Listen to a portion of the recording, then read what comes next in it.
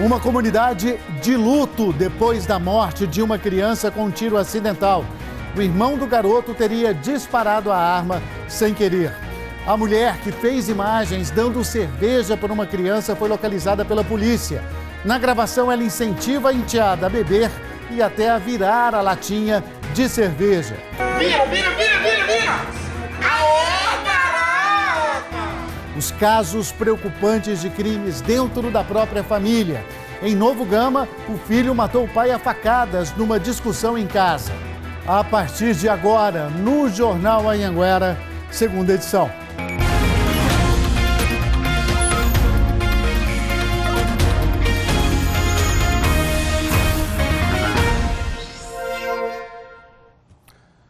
Muito boa noite para você, bem-vindo ao Jornal Anhanguera, segunda edição, agora 7h13.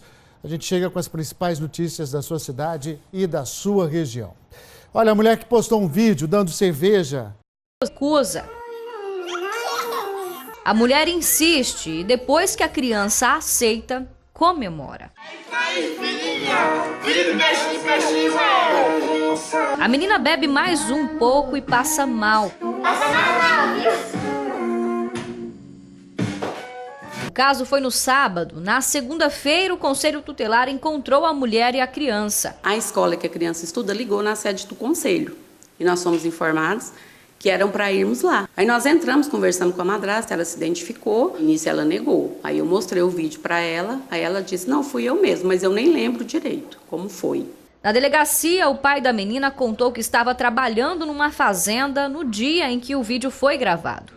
A mulher disse ao delegado que foi a única vez que deu bebida à enteada. Ela deve ser indiciada pelo crime de fornecer bebida alcoólica à criança, né, um crime específico da Lei do Estatuto da Criança e do Adolescente, com uma pena de até 4 anos de reclusão.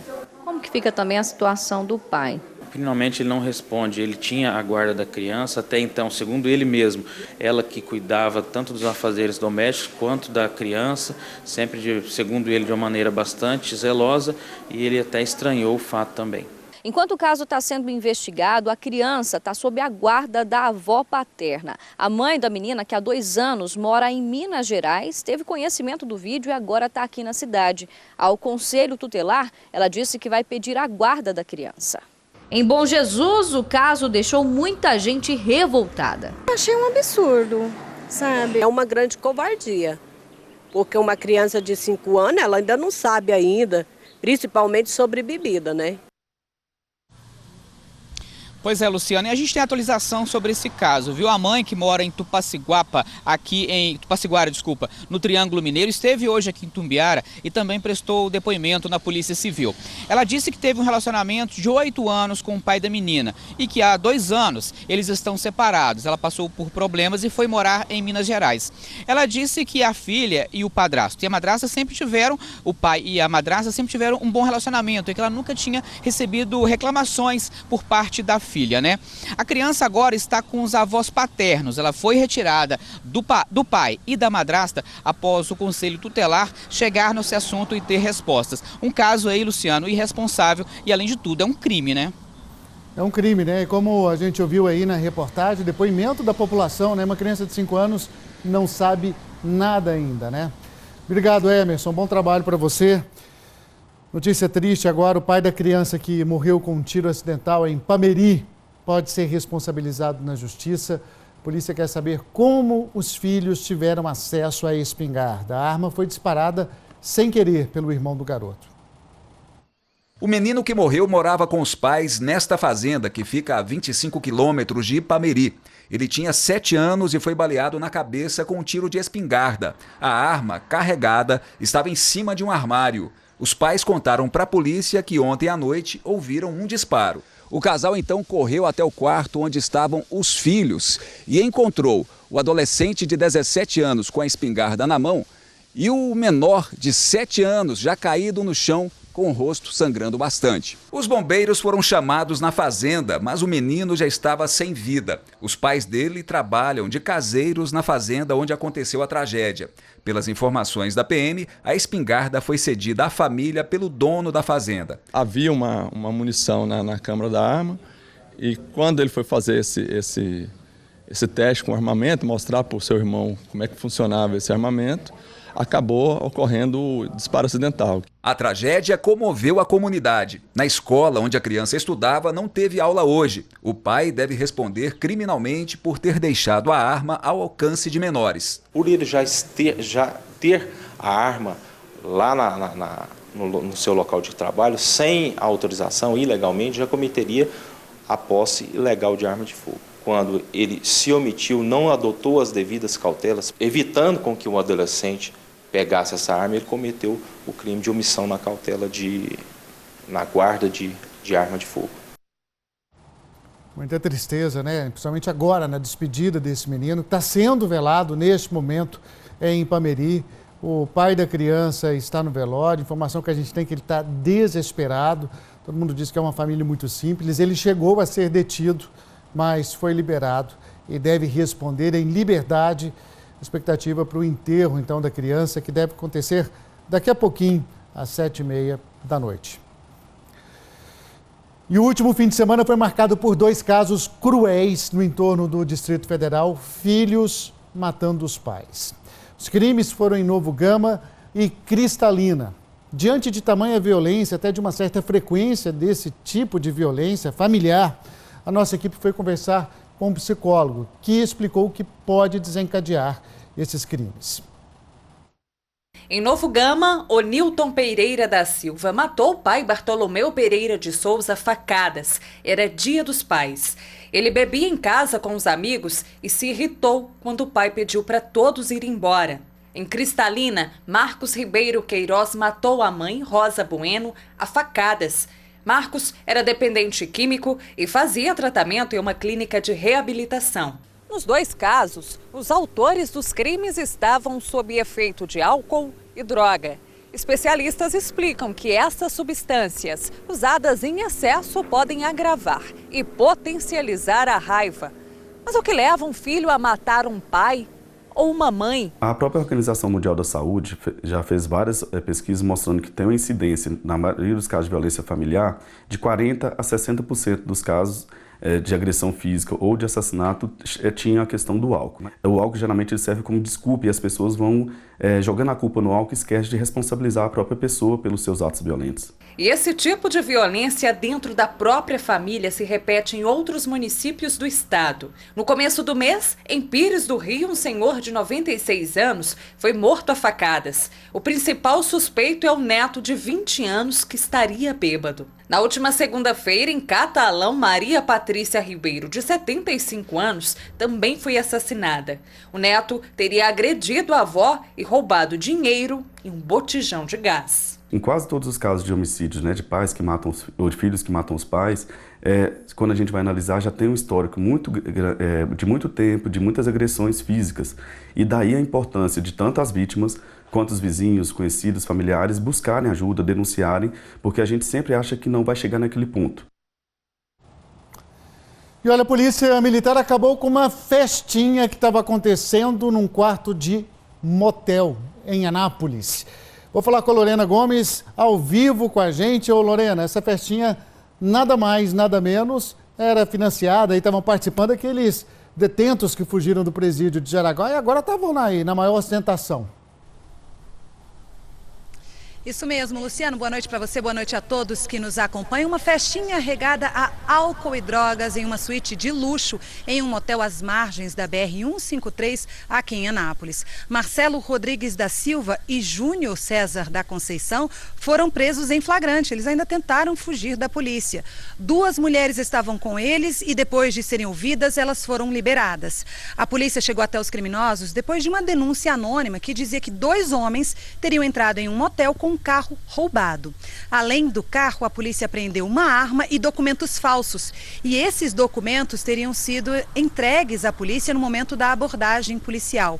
E como você falou, Luciano, eles eram foragidos do sistema prisional desde junho, 17 de junho. Eles cumpriam pena no presídio de Jaraguá por receptação, roubo e tráfico de drogas. E agora a polícia conseguiu recapturá-los. Eles voltaram ao presídio. Luciano.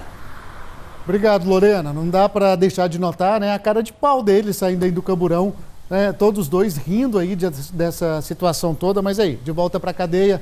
Obrigado, Lorena. E a Polícia Civil de Goiânia fez uma operação para combater fraude a cartões de crédito. Foram apreendidos cartões de crédito, celulares e mercadorias. As investigações apontam que estelionatários usavam dados de outras pessoas para emitir os cartões de crédito, que usavam depois para fazer compras. 2 suspeitos foram detidos, mas liberados pouco depois. Eles vão responder pelo crime de estelionato. A Polícia Militar de Jataí prendeu um suspeito de tráfico de drogas, depois de receber uma denúncia de que a casa era ponto de venda. Foram apreendidas porções de maconha. Bruno do Carmo Mariano já tem várias passagens pela polícia, entre elas por tráfico e homicídio. Cerca de 200 mil pessoas ficaram sem energia em Itumbiara e outras 6 cidades do sul do estado na noite de segunda-feira. O apagão durou 1h30. A Enel disse que houve uma falha numa linha de transmissão de responsabilidade da Celg Geração e Transmissão. A Celg GT informou que o motivo foi o estouro de um para-raios na subestação de Itumbiara. Um caminhão que transportava tijolos pegou fogo na BR-040 entre Valparaíso e Brasília. Ninguém se feriu. Por algumas horas, os carros tiveram que passar por um desvio. 7h25, rápido intervalo. A seguir, o redemoinho arranca parte do teto de uma escola. A gente vai te contar essa história ao vivo. E depois de uma fechada, olha o que aconteceu. A motociclista parte para cima do motorista. É já já.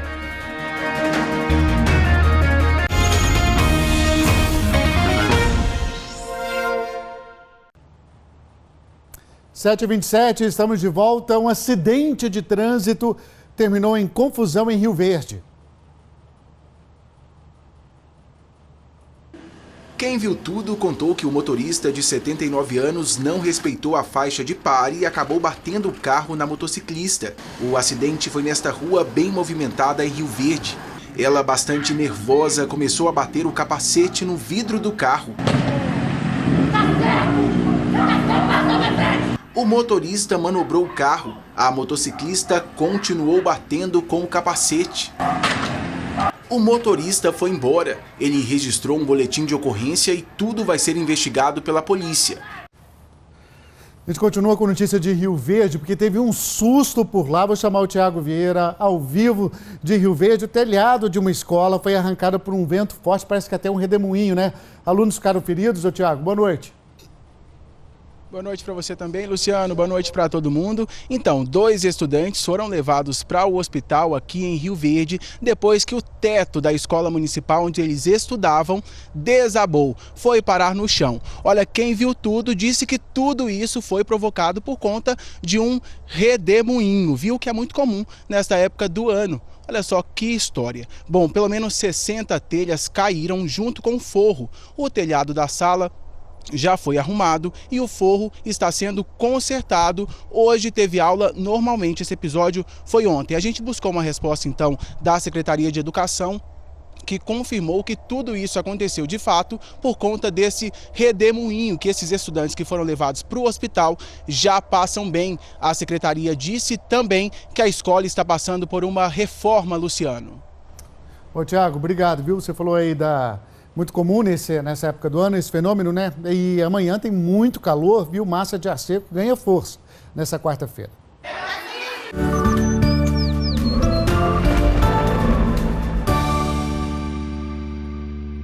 A umidade do ar amanhã cai mais ainda. Fica abaixo dos 20% na maior parte de Goiás e passa de estado de atenção para situação de alerta.